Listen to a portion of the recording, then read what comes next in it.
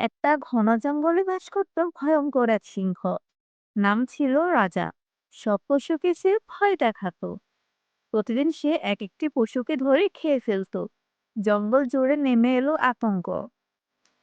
সব পশুরা ভয়ে চুপসে থাকতো। সব পশু মিলে গোপনে একদিন মিটিং করলো, কিভাবে বাঁচা যায় এই ভয়ঙ্কর রাজা থেকে। তারা ঠিক করলো প্রতিদিন একজন করে নিজেই যাবে সিংহের কাছে, বাকিরা রক্ষা পাবে। একদিন পালা এলো ছোট্ট এক খরগোশের। সবাই বলল, ও তো মরেই যাবে।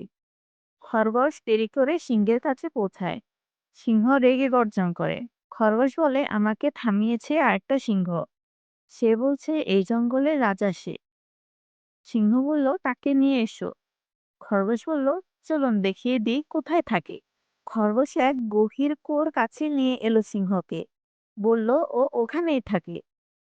সিংহ তার প্রতিবিম্ব দেখে চিৎকার করে, এই তো দুষ্ট সিংহ। সে বারবার গর্জন করতে লাগলো, আর তার প্রতিচ্ছবি ফিরিয়ে দিল একই গর্জন। সে রেগে গর্জে উঠল, এখন দেখ আমি কি করি, বলে ঝাঁপ দিল কুয়োয়। সিংহ আর ফিরে এলো না। সব পশু লুকিয়ে দেখছিল। তারা আনন্দে লাফিয়ে উঠে খরগোশকে ধন্যবাদ জানালো। খরগোশ বলল, ছোট হলেও বুদ্ধি থাকলে সব জয় করা যায়। ভিডিওটি ভালো লাগলে চ্যানেলটি সাবস্ক্রাইব করে রাখুন।